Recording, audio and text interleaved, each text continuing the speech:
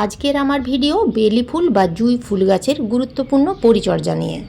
মে মাসের প্রথম দিকেও আপনাদের বেলি ফুল বা জুঁই ফুল গাছে কুঁড়ি আসছে না, কিংবা গাছে ফুল ফুটছে না, গাছের গ্রোথ একেবারেই হচ্ছে না, পাতাগুলো হলুদ হয়ে ঝরে পড়ে যাচ্ছে, কিংবা যে কুঁড়িগুলো আছে সেই কুঁড়িগুলো ফুলে পরিণত হওয়ার আগে কি ঝরে পড়ে যাচ্ছে, অনেক টাকা খরচ করে এবং অনেক নামি দামি সার কিনে এনে গাছের মাটিতে দিচ্ছেন, গাছের বিভিন্ন ধরনের পরিচর্যা করছেন, তাও দেখছেন বেলি বা জুঁই ফুল গাছগুলো কেমন যেন ঝিমিয়ে পড়ছে, বা সেই গাছে শুধু পাতাই ভরে গেছে, কোনো রকম ফুলের দেখা নেই।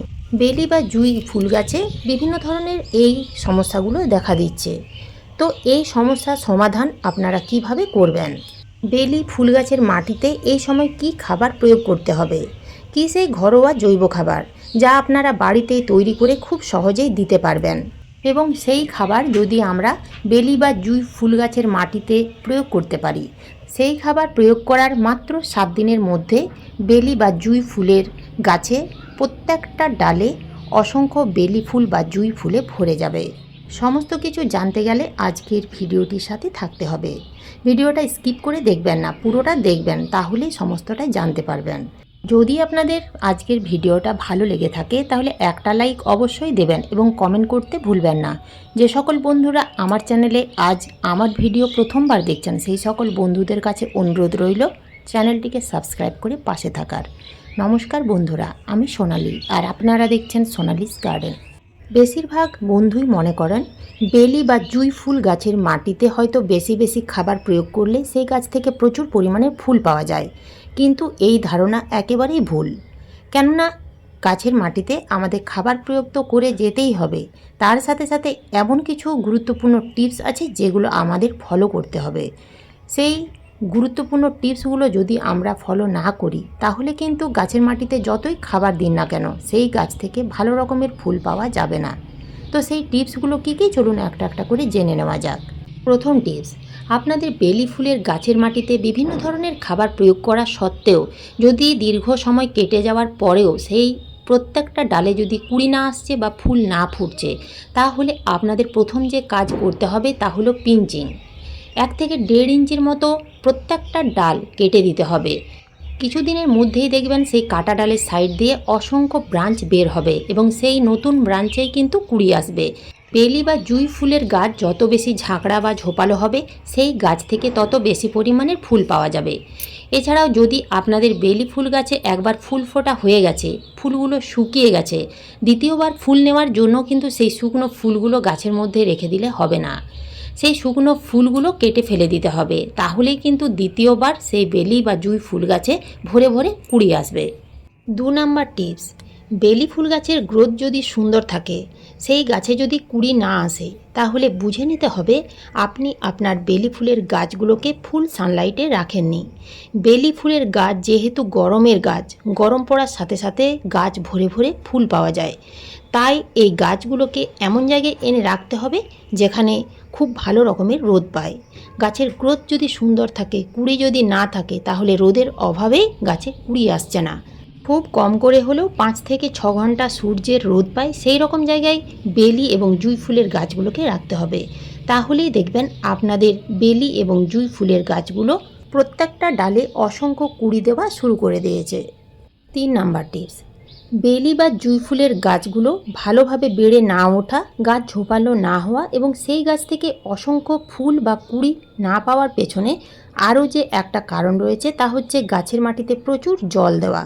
বেলি ফুলের গাছের মাটি ভিজে থাকা সত্ত্বেও অনেকেই আছেন গাছের মাটিতে সেই অবস্থায় আবার জল দিয়ে দিচ্ছেন, ফলে গাছের গোড়ার মাটি একেবারেই শুকনো হতেই পারছে না, গাছের মাটি সবসময় ভিজে প্যাচপ্যাচে থাকছে, যার ফলে শিকড় নষ্ট হতে শুরু করছে। মাটির ভিতরে থাকা শিকড় খুব ভালোভাবে আলো বাতাস নিতে পারছে না, যার ফলে গাছের শিকড়ে ফাঙ্গাস লাগতে শুরু করবে। গাছের শিকড় ঠিকমতো কাজ না করলে গাছের গ্রোথ থেমে যাবে, গাছের পাতা হলুদ হয়ে ঝরে পড়ে যাবে, এছাড়াও কুঁড়ি এলেও সেই কুঁড়িগুলো হলুদ হয়ে ঝরে যাবে।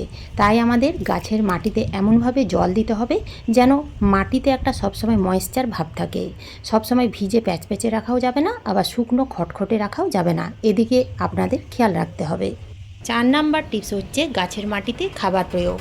তো এই সময় অর্থাৎ মে মাসের প্রথম দিকে আমরা বেলি ফুল গাছের মাটিতে কি খাবার প্রয়োগ করব, যে খাবার প্রয়োগ করলে এই সময় বেলি ফুলের গাছগুলো ঝিমিয়ে যাবে না, গাছের গ্রোথ সুন্দর হবে, গাছে ফুল এলেও সেই ফুলগুলো সুন্দরভাবে পরিস্ফুটিত হবে এবং একটা পাতাও হলুদ হবে না। তো প্রথমেই জানতে হবে এই সমস্যাগুলো বেলি ফুল গাছে কেন হচ্ছে। বন্ধুরা, এখন তো মে মাসের প্রথম দিক, তো এখন কিন্তু হঠাৎ হঠাৎ বৃষ্টি হচ্ছে, যার ফলে ওয়েদার অনেকটাই নরম থাকছে। আবার দু একদিনের মধ্যে এত গরম, যার ফলে এই যে এই ওয়েদারের তারতম্য, ঠান্ডা গরমের তারতম্যের ফলে কিন্তু এই সমস্যাগুলো দেখা দিচ্ছে। তো এই সময় আমাদের বেলি ফুল গাছের মাটিতে এমন একটা খাবার দিতে হবে, যে খাবার দিলে গাছের মাটিতে ফাঙ্গাস দূর হবে, তার সাথে সাথে বিভিন্ন ধরনের পুষ্টি গাছ শোষণ করতে পারবে। তো সেই খাবার আপনারা কিভাবে তৈরি করবেন চলুন দেখে নেওয়া যাক। প্রথমেই নিতে হবে 1 কাপ দুধ, মোটামুটি 50 ml নিলেই হবে। দুধের মধ্যে থাকে প্রোটিন এবং ফ্যাট, এছাড়াও থাকে এনজাইম এবং মিনারেল। আমাদের শরীরে হাড় মজবুত এবং শক্ত রাখার জন্য যেমন ক্যালসিয়ামের প্রয়োজন হয়, সেই রকম গাছের বৃদ্ধি বিকাশের জন্য ক্যালসিয়ামের প্রয়োজন হয়। ক্যালসিয়ামের অভাবে গাছের গ্রোথ অনেকটাই থেমে যায় এবং গাছের পাতা হলুদ হয়ে যায়। এরপরেই নিতে হবে 1 চামচ কিংবা এই রকম ছোট সাইজের একটা গুড়ের টুকরো। গুড়ের মধ্যে থাকে ক্যালসিয়াম, পটাশিয়াম, ম্যাগনেসিয়াম, আয়রনের মতো বিভিন্ন পুষ্টি। গাছের মাটিতে প্রয়োগ করলে মাটিতে উপকারী অণুজীবীর সংখ্যা দ্রুত বৃদ্ধি পায় এবং মাটি থেকে গাছের পুষ্টি গ্রহণের ক্ষমতা বাড়ায়, যার ফলে গাছের গ্রোথ খুব দ্রুত বৃদ্ধিতে সাহায্য করে। এরপরে নিতে হবে 1 চা চামচ হলুদের গুঁড়ো। হলুদের মধ্যে অ্যান্টিফাঙ্গাল, অ্যান্টিব্যাকটেরিয়াল প্রপার্টিস থাকে, যা গাছগুলোকে বিভিন্ন রকমের রোগ প্রতিরোধের হাত থেকে রক্ষা করে। এছাড়াও গাছগুলোকে গলে যাওয়ার হাত থেকেও রক্ষা করে। এরপরে যেটা নিতে হবে তা হলো হিং। হ্যাঁ, ঠিকই ধরেছেন, হিং। হিং আমাদের প্রত্যেকের রান্নাঘরে কিন্তু পাওয়া যায়। 1/2 চা চামচ নিতে হবে হিং। হিংয়ের যে তীব্র ঝাঁঝালো উগ্র গন্ধ থাকে, সেই ঝাঁঝালো গন্ধের জন্যই পোকামাকড়, কীটপতঙ্গের হাত থেকে গাছগুলোকে ঠিক রাখতে সাহায্য করবে। এখন তৈরি করার প্রসেস জেনে নিন। এখানে আমি একটা বালতির মধ্যে 5 লিটার জল নিয়েছি এবং তাতে দিয়ে দিচ্ছি ছোটো কাপের 1 কাপ, মোটামুটি 50 ml দুধ। এরপরেই নিতে হবে গুড়। গুড় একটু জল দিয়ে এইভাবে গুলে নিতে হবে, শক্ত ঢেলার মতো দেওয়া যাবে না। এরপরে যে উপাদান দিতে হবে তা হলো হলুদ গুঁড়ো। সবশেষে যে উপকরণ দিতে হবে তা হলো হিং। প্রত্যেকটা উপকরণ দিয়ে দেওয়ার পরে জলের সাথে খুব ভালো করে মিশিয়ে নিতে হবে, যাতে প্রত্যেকটা উপকরণ জলের সাথে খুব ভালোভাবে মিশে যায়। খুব ভালো করে গুলে নেওয়ার পরে 10 থেকে 15 মিনিটের মতো ঠিক এইভাবেই রেখে দিতে হবে। 10 থেকে 15 মিনিট হয়ে গেলে আবার খুব ভালো করে এইভাবে ঘেঁটে নিতে হবে। গুলে নেওয়া হয়ে গেলে সন্ধ্যের সময় এই তরল খাবার প্রত্যেকটা বেলি বা জুঁই ফুল গাছের মাটিতে দিয়ে দিতে হবে, তবে পরিমাণ কম দিতে হবে।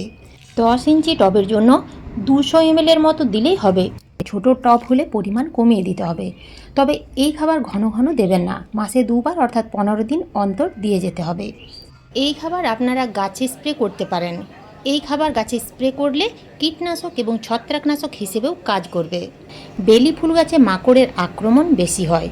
এছাড়াও পাতার মধ্যে যে ছোপ ছোপ দাগ দেখা যায়, সেগুলো কিন্তু ফাঙ্গাসের কারণেই হয়। তো আপনারা যদি এই খাবার গাছে স্প্রে করতে পারেন 10 থেকে 12 দিন অন্তর, তাহলে কিন্তু এই সমস্যাগুলো থাকবে না। তো এই খাবারগুলো আপনারা বাড়িতেই তৈরি করে গাছের মাটিতে দিন এবং স্প্রে করুন। তার সাথে সাথে যে ছোট্ট ছোট্ট কয়েকটা টিপস আপনাদের ফলো করতে বললাম, সেই টিপসগুলো ফলো করুন। 7 থেকে 10 দিনের মধ্যেই বেলি ফুল গাছের মধ্যে একটা সুন্দর ম্যাজিক দেখতে পাবেন।